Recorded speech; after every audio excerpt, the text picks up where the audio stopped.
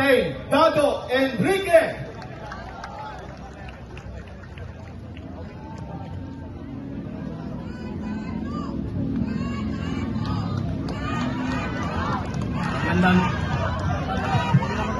Magandang gabi sa inyong lahat, mga kababayan.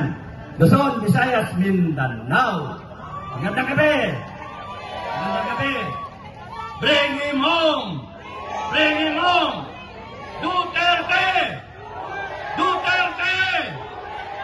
At payak pa kayo na ang ating dating Pangulo ay pinastos. Hindi binigyan ng pagkakataon at nihirakan ang kanyang right as a Filipino citizen. Kaya, bakit ka natangay doon? Bakit napunta ron? Ang ginagawa natin, nandito tayo para isigaw ang ating nararamdaman. Huwag kayong matatakot. Isigaw ninyo ang tama. Isigaw ninyo ang karapatan ninyo. Isigaw ninyo ang dapat na ginagawa ng mga otoridad kasi sila ang pinapasweldo natin. Sila ang ating mga naninilbihan. Magandang gabi. Magandang gabi. Picture. Magandang gabi.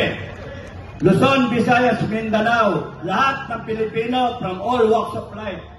Magsasaka, mangingisda, basurero, vendor, tricycle driver, mayaman, mahirap, kung ano man ang profesyon, walang baliwala yun.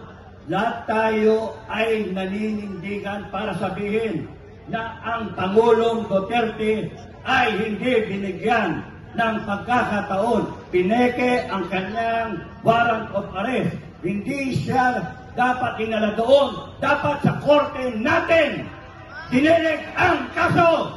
Hindi dapat. Hindi dapat yung ginawa na yon.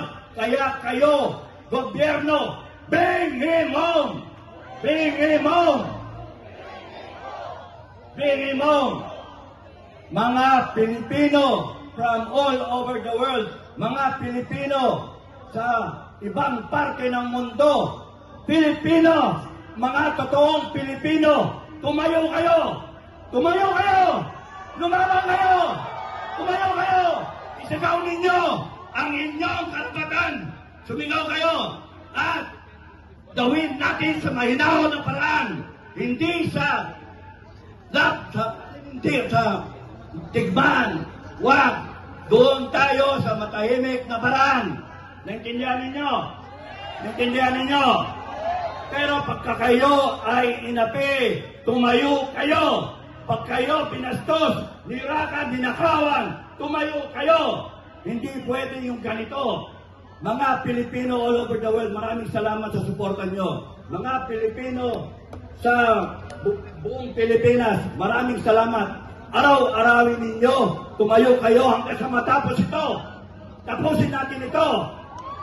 Tapusin natin ito. Itaguyod ninyo ang ating karapatan, ang ating konstitusyon, preamble, at mga citizens of the world, citizens of this planet, all freedom-loving people on earth, sumigaw din kayo para sa amin. Maraming salamat sa inyo. Paglaban nyo kami. Maraming salamat. Magandang gabi. On behalf of FGF, Filipino Guerrilla Forces, kami ay sumusuporta sa lahat. Thank you. Maraming salamat, Captain.